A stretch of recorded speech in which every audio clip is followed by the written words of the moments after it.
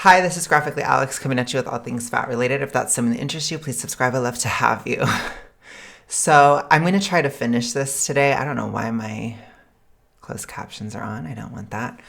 So I'm going to go ahead and speed it up just a little bit. I have been like swirling around in like girly pop energy beyond today. Because like Olivia Rodrigo and Gracie Abrams did this interview thing together, and on one part I'm anticipating the album a lot. Like Hit the Wall is the ultimate INFJ anthem song that could ever exist, and I think Gracie Abrams is a great example of an INFJ in media and stuff, which I feel represented, so I feel INFJ rep. But that interview was a disaster. Like, it was introvert cringe beyond any level. And it was bad. Like, Olivia did not do a good job. And so I like to watch it for like multiple reasons, because it's like I like it because I like the artist, but also I'm scarred by the flopitude. And I try to like get better every day. Like when you're an introvert, you have to try to get better at it every single day. Like, and a lot of introverts don't want to hear that, but like socialization and like speaking and stuff, you have to maintain it like brushing your teeth or taking a shower, or you lose it. So because this is my job, I always am like on it. So I just have to say I was thoroughly entertained on so many levels, and I'm telling you guys, I'm really the girly pop energy. It's crazy. It's really crazy. I don't know what is going on. But I just had to say that because I'm cringe as hell. And they're cringe as hell. So I don't really take them seriously. I think they might be introvert cringe themselves, to be honest. But the point is, I want to finish this today.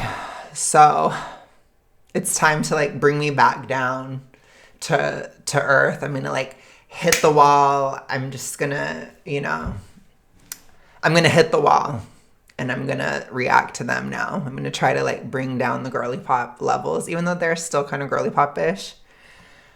But I'm sure they'll bring me down. So let's go ahead and get started. I think a few years ago, or maybe several years ago at this point, because what is Oh, time? that's too fast. Damn it. Okay, I don't like it. Let's just do like that. I made a video essay. I'm using that loosely because, mind you, this is when TikTok, like I think max you could do is 60 seconds. So it was a 1 minute long essay, long for TikTok at the time, about how fat phobia is rooted in racism. And who reposted that video? Libs of TikTok. So then I got a influx of people twisting what I said to be like, oh, so you think every black person is fat. And that's Yep. not what I was saying at. Then what are you saying? What are you trying to say?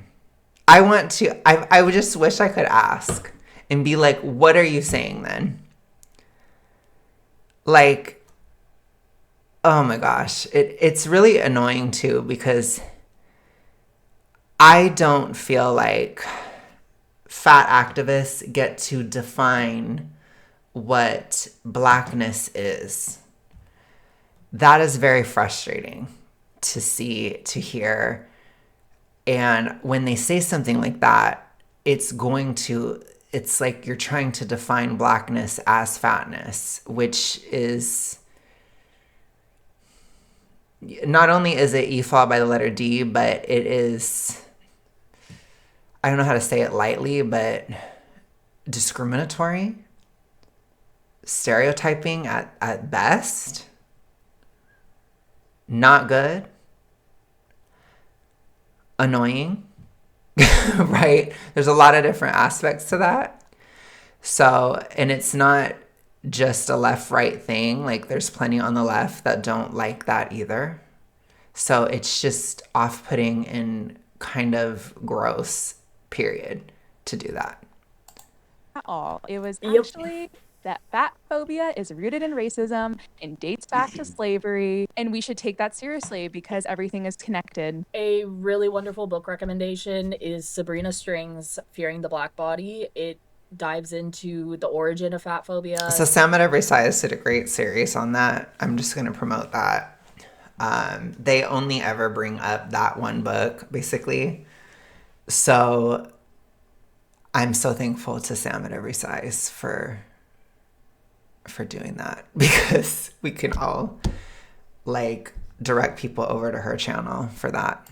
Especially in the US, and how fat was seen before that. Really interesting, very informative. I actually have that book, and I'm pretty sure at the end of that TikTok, I did recommend that book too. Makes you think. Great minds. She also notes that the man she was seeing at the time once jokingly said, quote, "If you lose 100 pounds, I'll marry you." Okay, and why would she want to marry him at that point? Scarcity mindset. At that point, it's like, okay, you are famous, you have a beautiful voice, you have a child. Get this loser man out of your house. Fatphobia.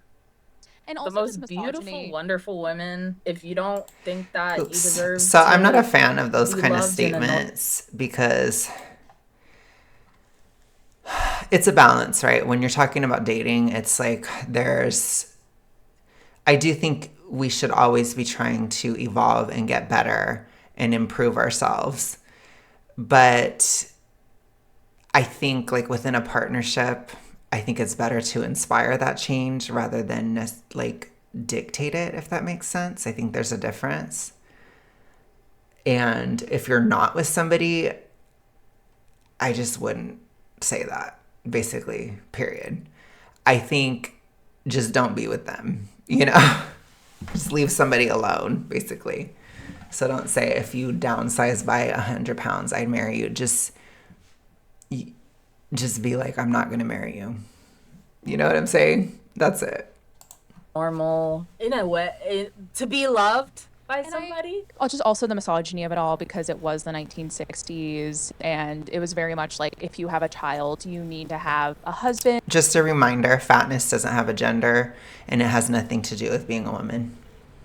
And I believe I read on her Wikipedia that she actually, well, her daughter didn't find out who her dad was until he died in 2008. Dangling a family unit in front of her. That's crazy work. This entire article that Elliot wrote is obviously tragic and very sad and heartbreaking, but this particular paragraph really stood out to me. Somebody once said I had done for the young fat girl what Barbara Streisand had done for the ugly girl.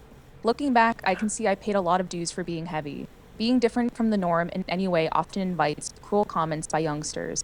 I didn't want to encourage young girls to be overweight. I believe that if I lost weight, I could convince them to do the same. After describing how Yes, after describing how like anti-fatness has impacted her, but when I think of it, of the mindset of like, okay, I'm in the 1960s, I am one of the most famous fat people in the world, people can't get over my weight, I've had a kid, everybody around me is like, yes, starve yourself, lose weight. So She knew it was bad.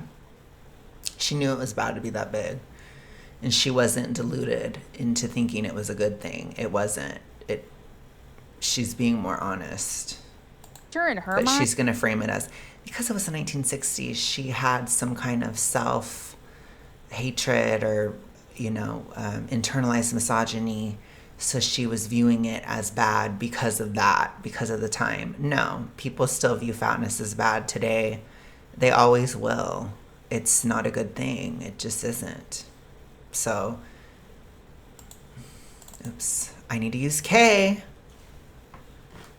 Auntie's forgetting.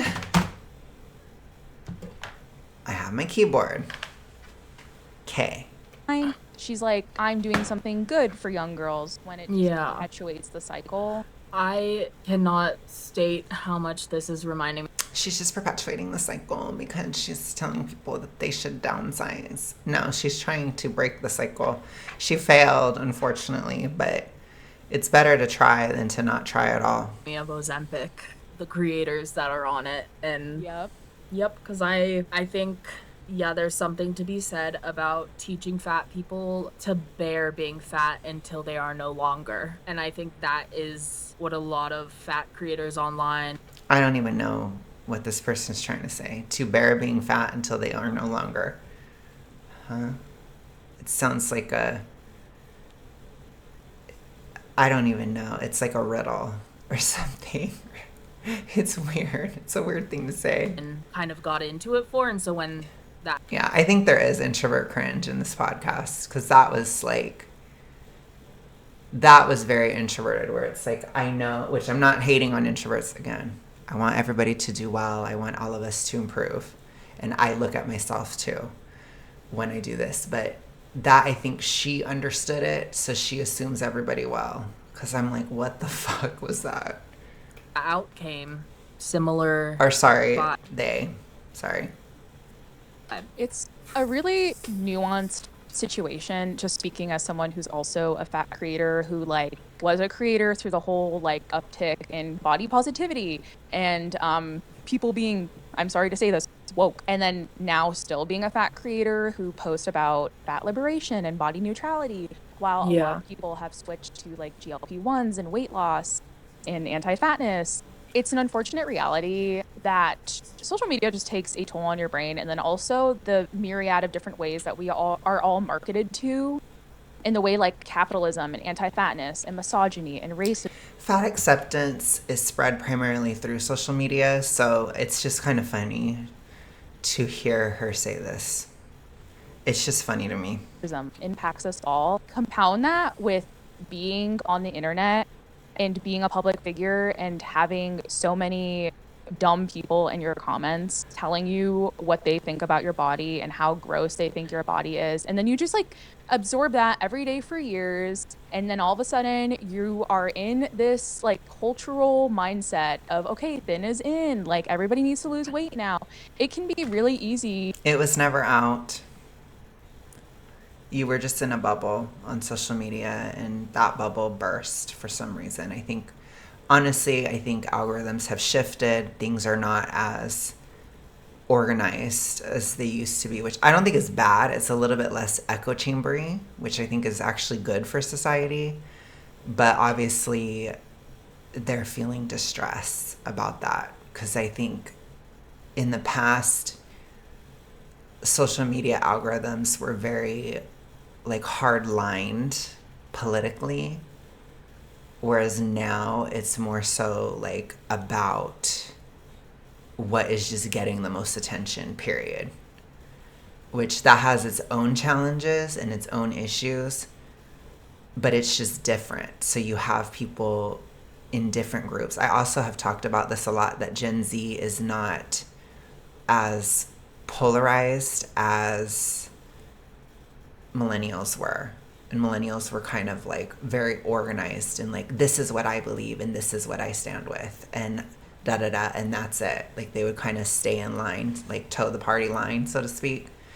Gen Z isn't quite that way. Gen Z is more so, as a whole, in my opinion, distrusting of both sides, and they kind of blend things, you know, and you're likely to find somebody who like wants to homestead, and they could be on the left or the right, and they'll find homesteading content together, you know, in the same algorithm. It's that kind of thing where it's just different. So everything's kind of blended, and they're just struggling with the shifting trends. Like, I think they wish that it was that social media bubble of 2015 to 2020, when that was like kind of, I don't know if it was peak millennial social media, but it was at least peak whatever that algorithm was, you know, at the time, or the mindset of algorithmic thought at the time. But I do think TikTok kind of changed that. There's just a lot of industry shifts that have occurred. There's a lot of things behind the scenes. And I think TikTok was just getting more attention because of the way that their algorithm was. It was a little bit different, but it was also very echo chambery, but also not. Right? It's weird. It's just different. I don't know how exactly to describe it. I just know it's different. It is a different thing than it used to be. So social media has evolved, and therefore you don't have all of this. It's not these extreme echo chambers. There's still echo chambers, but it's kind of like there's a lot more mixing and fighting, and you get pushback, basically, for certain things. It's that kind of thing. So it's just different. They're not able to cope with it. And also because social media changed, there isn't the same like what they would do a lot is fat acceptance would tack on fat acceptance into whatever was like a trending hashtag or a trending movement or moment, especially on left-wing politics. So like in 2020 and 2021, it's about race. 2022 and 3, it's about gender, right? It's they try to tie it into the, you know, Israel-Palestine conflict a little bit, but that didn't quite work. It was kind of odd. And so they kind of started to flop a little bit. And then social media changed after that. And then now they're just saying losing weight is fascist. Like they're just trying to like, I think they're struggling. I've told you guys that they struggle a lot. And so what they're really doing is they're just glomming onto hating GLP-1. And that's basically all they have. So they're struggling. They even tried to move to the UK. I told you guys, like they tried to like, which I always laugh. I told you, I'm like, I wouldn't do it there. I'm never going to say where I would because I'm not a fat activist and I don't want to help them. But not there. But they tried in 2025. I noticed that one. That one was kind of funny to me. And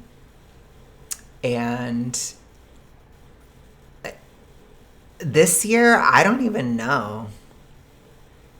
I'm trying to think of like what the trend is. Like they're trying to use the files. So it's like if you want a woman to be in shape, then you're a PDF, which is like really disgusting to say and just really weird. But it's like they don't understand how bad that sounds or like how awful that is. So it's just a huge flop. So I think they're struggling. I'm going to say that. I think we're at a point where I can say they're starting to struggle again. They had like a little bit of a resurgence with algorithmic. Well, I don't know about algorithmic, but like censorship and covert censorship and trying to police what we can say and that kind of stuff. It was like institutional power.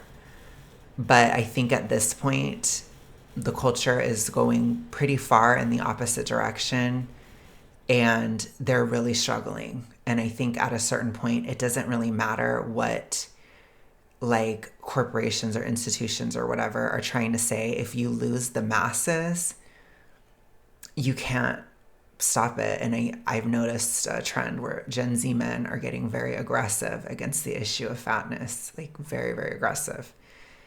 And it's just like, good luck, babe. I think it's going to be tough. I think they're going to struggle more and more as time goes on. I don't see this trend reversing. I think because they can't quite organize on social media. Like, here's the thing. In order to continue, they'd have to actually do real activism. And they can't because they're lazy, which it's funny to me, both as an activist and like, it's just kind of ironic because it's funny that there's such a stereotype of fat people being lazy and fat activists are the laziest activists ever, which I love that for them, honestly, because I want them to fail. So I do think we're at a point now where I think they're going to really struggle and I'm going to document it. I think they're going to go into like another lull or another low point, probably because they haven't been able to evolve with the changing social media landscape and they don't want to actually do work. So I don't know what will happen, but I just tell you guys what I see. Again, this is my work. I pay attention to it all the time. And I do think I think we're officially at a point where they're struggling again because this podcast is wild. It's bad. And there isn't much out there, and there's a lot of infighting over the Ozempic issue and stuff. It's just bad. They're in a bad spot. So I'm going to say that confidently. I think they're in a bad spot right now. To fall down that path again, especially if you have a history with eating disorders, which I feel like most of us have. I think, yeah, Cass Not most. lived in a time where they didn't have social media, but she had people coming up to her, writing articles about her, and experiencing this hate in a way that nobody else was really experiencing. Mhm. And then, of course, she feels responsible for other people's health in that way too, because if people are being like, oh, you make me feel comfortable being fat, and you've been told your whole life that being fat is going to kill you, and you're just doing what you can do to get by, you're like, no, no, no, no. And that very much is a similar vibe. And that also is why I think that one article about the person who found the GLP-1 in their friend's fridge and like stopped talking to them is really interesting, because everyone's coming at it from a point of, oh, why would you react that way to your friend being on a medication, to like your friend getting healthcare? And sure, if that's how you want to look at it, sure. Mhm. And also, I think it's important to recognize that a lot of the time, people going on Ozempic is an eating disorder behavior. I don't think it's the majority of the time. I don't. Even as somebody who has said many times, like, don't go on it if you're really in one. Don't. You must separate it in your mind. So it must be about your diabetes, or it must be about your insulin resistance. Like, you have to split it in your mind and compartmentalize it and not have it have anything to do with your weight. And then you'll be okay. But you have to have that discipline when it comes to it, which a lot of people don't. And they don't, like, it seems as if, this is an institutional criticism I do have, I don't think doctors take the toxic ritualistic that seriously, especially if it involves people being fat, and if it involves binge, it's not taken seriously at all. So you have to be aware yourself of your limitations, and regardless of who you are, you don't abuse those medications, period. And if you have horrible side effects, you quit it immediately. Okay? Those are warning signs. So that's what I have to say about that. But most people are not doing that. They are not in the TR. Most people that are using it are not. So it is really important to understand that. They're acting like everybody is. That's not true. It's because people that use it loudly and proudly and put it on social media, they often are in the TR. They often are. And it's bad enough that I'm considering for my next era that I might do a series called Unraveled, where I show people on the medication that are in the TR. And I like highlight it, because I want people to understand that there's a difference. Oh my gosh, my hair is crazy. That was intricate in of itself, my hair. Oh. Anyways, I want people to understand that it's not the medication itself. It's the mental health issue interacting with it. And if it wasn't that, it would be anything else. So I'm going to try to do that. So, because I can assure you, Ozempic will never be the cure for the TR. It won't. That does impact how people talk about food, how people talk about their bodies, and it's okay to not want to be around that. Yeah, and I just want to clarify, we're clearly not talking about people who need to be on GLP-1s for like It's not clearly. actual medical reasons. No, Like if because you need that medically, like I'm not going to dog on someone for needing a medication. It's more so just the people, because I've also learned that even thin people are on GLP-1s to lose even more weight. yeah, just Nobody's an safe. appetite Some people also have insulin resistance or diabetes when they're thin. suppressant. It truly, and that's why it's hard to talk about, especially regarding fat people, because people are going to assume that fat people should be on it. So much of the time I see commentary about GLP-1s being like, yeah, this is toxic unless you're really big. You shouldn't push it. I don't think it should be pushed. I don't really believe in any drug being pushed. I think that's kind of psycho and a little weird. And again, like, I hope we can get to a point where we can't have ads for drugs in the US. I don't like that at all. I'm totally against it. And a lot of the time, I feel like when I hear them discussed in the news or on NPR or something, they're not talked about in a like, oh, this is a great drug for diabetes. No, and how it revolutionized, yeah, GLP-1s revolutionized type 2 diabetes treatment, and people are able to live their lives a lot better and more healthy now. And also at the same time, a lot of those people are not able to get their medication because I want it to be an option in the event that I possibly, in some circumstance, could get type 2 diabetes. Again, maybe I could go through a time of intense strife or a time of intense, stress and that kind of thing. And it could happen. It is in my family. And so I want it to be there. So I have like even a personal vested interest in those drugs surviving, because I can assure you, if I ever got that diagnosis, that's what I would want. For me personally, I would rather have that than like metformin or something. That's just my opinion. Like, don't listen to me, whatever. I'm not a doctor, etc. I'm talking about for my life, and for me, that's what I want, the option. So again, for people who are stupid enough to act like I'm against GLP-1s, you guys are dumb as hell. But in general, me saying I don't want you to abuse the drug because I want it to be there and I want to protect it because I do think it's so helpful in terms of diabetes. I want the option. I feel better knowing it's there, just in case, because I don't know. You never know with something like that. So that's my view of it. That being said, I want to do everything in my power to prevent type 2. But it's just one of those things that I don't know. You get what I'm saying? I feel like you guys can understand what I'm saying. I just want the option.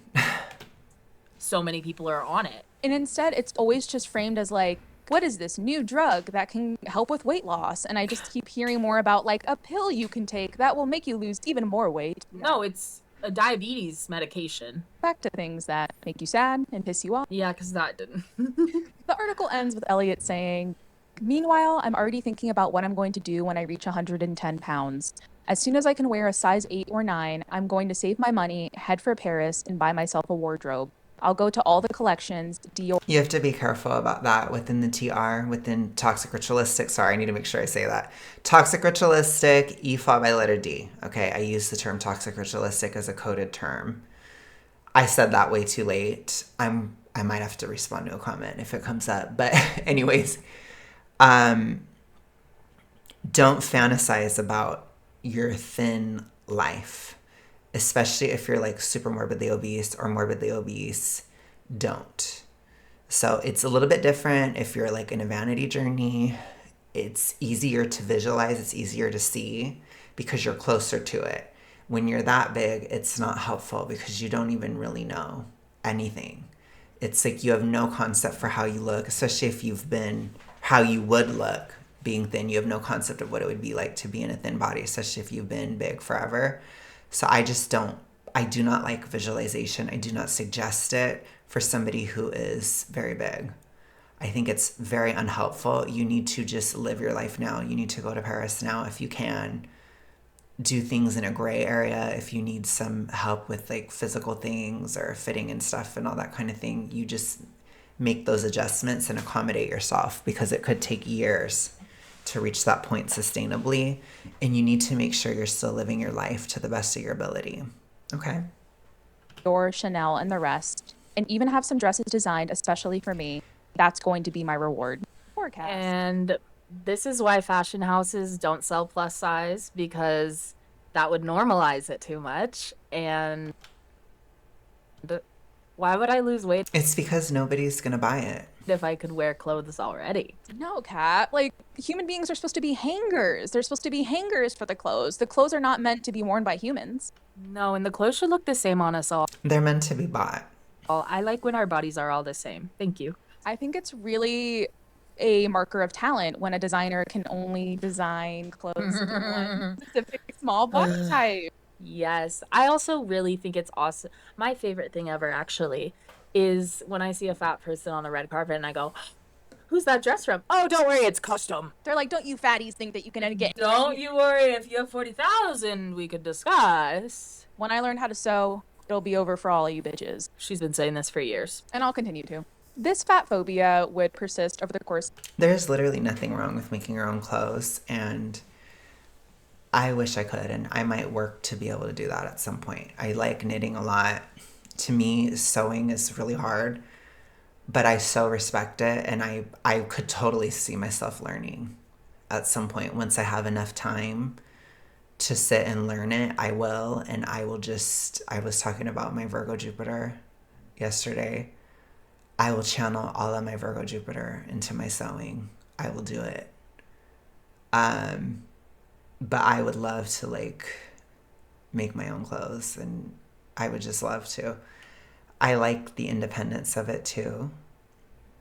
And I like that I'd be able to make something specifically tailored to and designed for me. I would love that. Of Cass's career. So if you can sew, it's a blessing, and you're my queen, you're my king. If you can sew, I'm like, I look up to you. I'm like, that's amazing.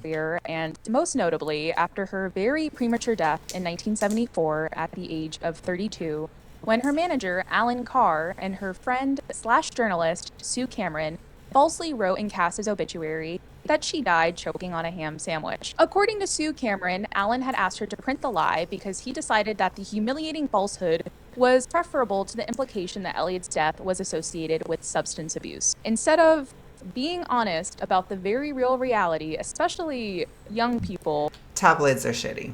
It's just the way it is. It's shitty. Who get famous early in substance abuse, he thought, have the fat singer choke on a ham sandwich and die. That'll be good. I grew up hearing that, and I thought it was true. I also grew up hearing that. And then you learn that it wasn't true, and you're like, wait, that actually makes sense because it's a little too on the nose. Yeah. To this day, it's nauseating how many people believe she died choking on a ham sandwich. And it really goes to show you how little people actually care about eating disorders, especially when it's fat people that have them. Yep. God, I don't even have words. Cass Elliott's daughter, Owen Elliot Kugel, wrote a memoir about Cass named My Mama, Cass. In it, she discusses her mom's childhood Dexedrine prescription. Emotionally, the message I fear my mom may have gotten could have been, you're overweight, so something must be wrong with you. Take this pill. It will fix the problem. The thought that something is wrong with you is bad enough, but the idea that a pill or a drug might fix you can be even more dangerous. And I think this really goes to show you... It will never fix the TR. You can't fix that. You can't fix E-fall by letter D with the pill. It doesn't work. It'll never be the cure. It's not going to. The dehumanization of fat people, but especially fat children. I know that some of you listening to this podcast were bought those little like 100-calorie snack packs that were like disgusting, and you have to convince yourself as a kid, you're like, it's just as good as Oreos. It's diet culture. That is diet culture. Those 100-calorie packs are diet culture, 1,000%. But if you don't like it, you don't like it. I had oats this morning, but I did put chocolate in it. I put these chocolate truffles. They're like Alter Eco or something. It's kind of bougie, a little bit bougie chocolate. It's Swiss. Or whatever. But I put it into my, I think it's Bob's Mills or something like that, my employee-owned company oats that don't use glyphosate. And I felt very granola-y this morning with the combination. And it was delicious. So it was like half diet culture, half like granola-y. It just everything that could be obnoxious to them, I loved it. But it was amazing, and I love it. I love it. I'm obsessed with oats. I'm still so obsessed, and it is the year of the horse. So, and the funny thing is last year was the year of the snake, and I was obsessed with eggs. So I don't know. I'm tuned in. I'm tuned into the energies. Like, it's totally fine and normal to put kids on Weight Watchers, and it doesn't lead to lasting effects that might kill them as an adult. It really sticks. No, it's more so that there's already a problem. So usually the problem precedes the WW. With you for the rest of your life. And fortunately, some of us are able to seek treatment and the rest of your life, not unless if you let it. So, no. And learn and unpack that, but a lot of people don't do any of that. And The amount of And you guys haven't either. comments I've gotten on videos talking about this, where people will say that their grandma was on her deathbed and she was like, look how skinny I look. Like, I look so good, or I'm finally at my goal weight. Like, these are your last moments on earth, and your thoughts are about your weight that has gotten I think it's probably a joke. lower because you are sick and dying. I one time was in the waiting room to get a colonoscopy, and there was an older woman who was like, I lost weight. I'm really worried. And they went, oh, you're going to be beautiful. Woman in her 80s. Hey, I'd actually consider that to be alarming. I do feel as though the normal response to that is, oh, that can definitely be concerning. Let's get that checked out. I recently learned that it is protocol for all doctors, if people are over a certain weight, to mention weight loss, even if it has nothing to do with what was brought up. And it truly is so disheartening, because you can have, I don't know how much money I spent on eating disorder treatment, and I spent months doing like daily sessions and whatnot with all these therapists and different people, and it's still very hard for me to exist as a fat person and to feel like, well, it's hard to exist when you know that something that you can change. Well, you're still in the problem, so it didn't work, which is unfortunate, and it was a waste of money. And I seriously get so pissed if the treatment is bad. But a lot of times people that have these issues, they don't want to go somewhere where it's better. And I commend anybody who does go to treatment and they take the good and leave out the bad of the treatment, because it's usually a mixed bag. Because we do have a lot of zombie takeover of treatment centers, but not everybody in there is necessarily a zombie, right? But caloric realism, babes, it's important. Do not listen to Health at Every Size either.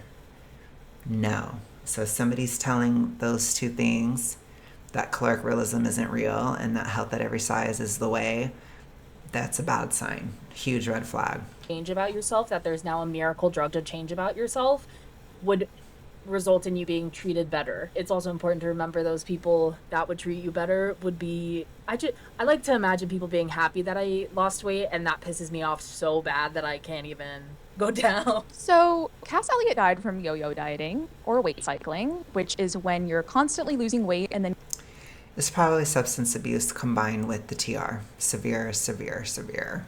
E followed by the letter D. gaining it and then losing the weight again. It has nothing to do with yo-yo.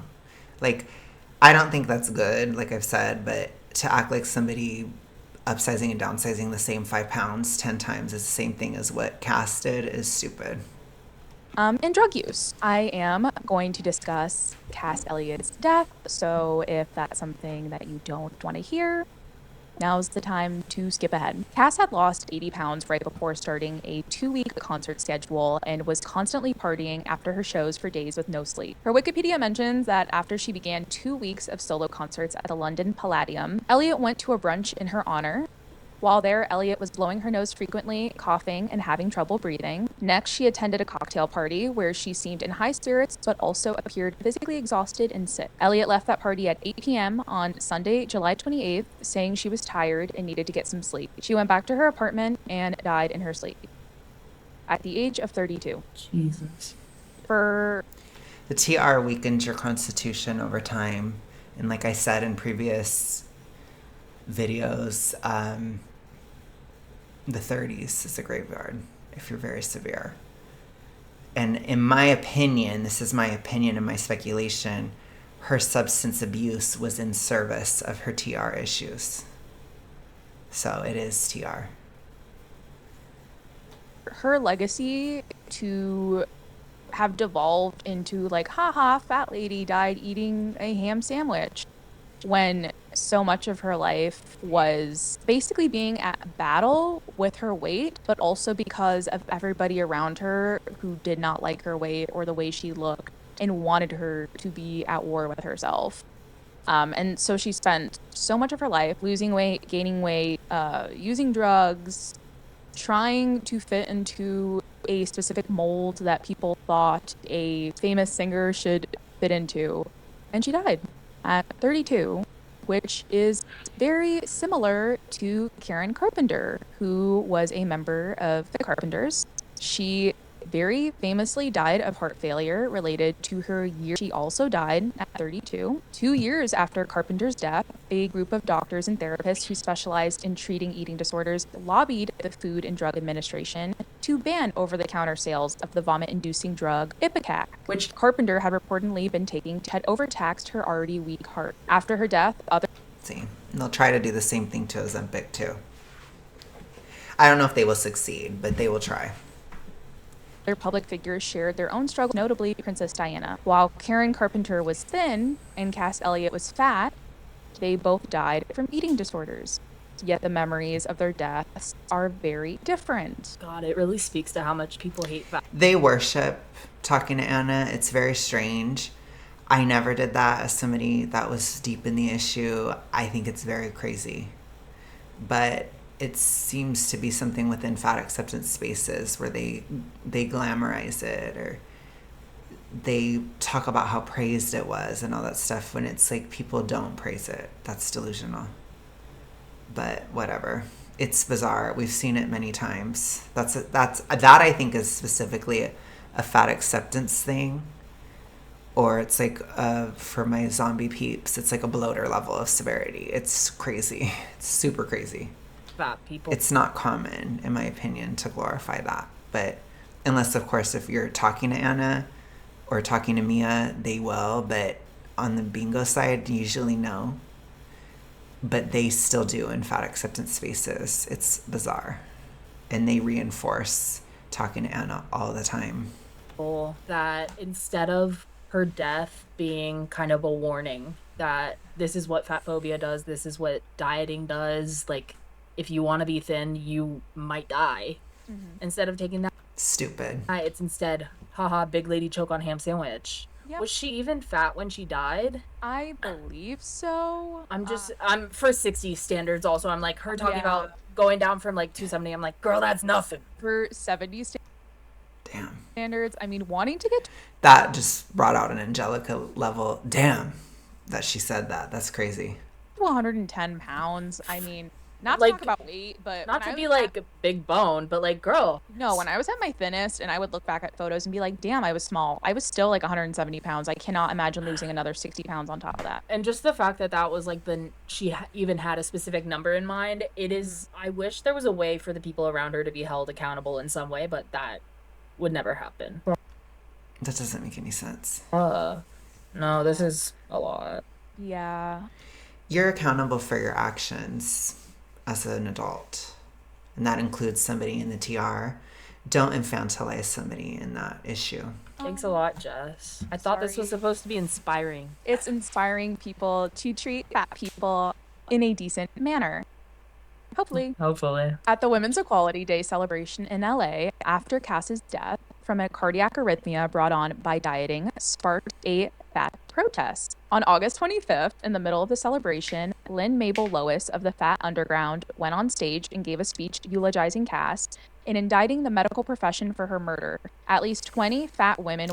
Some things never change. ...walked up on stage with Lynn, carrying candles and raising clenched fists. Some of them were strangers who joined the march on the spot. And that... So let the record state, E followed by the letter D, zombie activity was well underway in the 70s. I've told you guys. I think it probably first started, the zombie takeover in the US probably first started in the 50s. So it's been a long time. But it was already, they were having those open protests and stuff by the 70s. By the 80s, they had completely taken over the media. Was all I could really find about the response in the fat community to Cass's death. I'm sure there's more that happened because she was an icon. She was a fat icon. And it is just once again an indictment of misogyny and fatphobia and racism and just how many people have died because they were in a battle with their body. They were taught to hate themselves and that they needed to change themselves at any cost. And that takes a toll on you psychologically, physically. People are not overtly taught the TR. It's implicitly taught through families, or you pick up on it because you want. It's kind of like It's like being a moth drawn to the flame, right? The flame exists out in the world, and you're the moth, and you fly towards it. That's how it works. It's not something you're taught to do. That's not true. You can grow up within the toxic ritualistic spores in a family if you have zombie family members, but you still have to be infected, you know? You still have to go into it. Which most people don't want to because they're awful. They're not pleasurable experiences. But when you have something happen, or there's trauma, or there's these types of things, or extreme physical stress, then you open up to it in a way that most people don't. But again, it's not extremely common. It's not. It's just, it is there. There is a sizable portion of toxic ritualistic zombies in the world. And they do take power, and they do specifically try to influence health policy and these kind of things. Imagine for members of the fat community that weren't in LA, it was very hard to get any information other than the choking on a ham sandwich about her death, because, you know, a time before internet, it's a lot harder to do that. And it's just sad that this person who spent so much of their life struggling and, like you said, should have been a warning to people, it turned into this myth that's like, haha. It doesn't matter how many fat people die, because at that point, even if it's from dieting, oh, they had heart failure, oh, these different things because they were fat, it never is going to be. It's risky to be big. A wake-up call to anyone, because there's, including for you, it's risky. There's such like protection around fat phobia in that way, that any response that you can have to people being fat phobic is like, okay, well, she blah blah blah. Just, there's a reason for everything for fat people. Yeah, I mean, both Cass Elliot and Karen Carpenter, very different sizes. So keep in mind the cognitive dissonance of talking to Anna will unalive you, but being big won't. Very strange. Very, very strange. And they can hold those two ideas in their head at the same time. Died from heart failure, but Karen Carpenter, at least I remember my mom talking about her, because obviously I was not alive, talked about her like, oh, it was very sad. Like, she died. It was this really sad, tragic thing. And it was. I just typically don't hear people talking about Cass Elliot in the same way, because obviously she was fat. Exactly. In fact, fatphobic rumor about her death that dehumanizes her and is still believed by people to this day, 51 years after her death. It's not going to be a fun ending. See how they're kind of like wanting that clout of a reductive issue. It's so bizarre. So bizarre. Crazy. Into this episode, I fear. No. Clout. I say that in quotes. There's no clout at all. Zero. For the record. But earlier this year, a Cass Elliot biopic was announced titled My Mama Cass, and starring baby reindeer actress Jessica Gunning. I am not typically a fan of biopics, but I am emphasis on hoping that they are able to do Cass Elliot justice, since the screenplay is based on her daughter's memoir. Yeah. So we shall see, but I have a lot of hope. Yeah, no, I'm very scared for that. I'm sorry to have imparted such sad and tragic knowledge onto you all, but I do think it's important to have these discussions, because I feel like in a way we owe it to these people. We owe it to Cass Elliot to... I don't think she would have appreciated this. To discuss her life and her death, and in a respectful way, I hope, and learn from it. Fatphobia, alive and rampant, but we're still here, divas. We're still Fatphopod. We're Fatphopod. You've been listening. Speaking of which, we have an email that you can email us with. Shocking. Surprise thing you can do. We'll receive it. With different suggestions for who or what we talk about. Gosh, I wonder if they get a lot of hate. And that is fatphopod@gmail.com. You can also follow us on Instagram. Okay, we're done. All right, you guys. Let me know what you think. I will talk to you guys again next week, and I will be around for members later. Have a good one. Bye.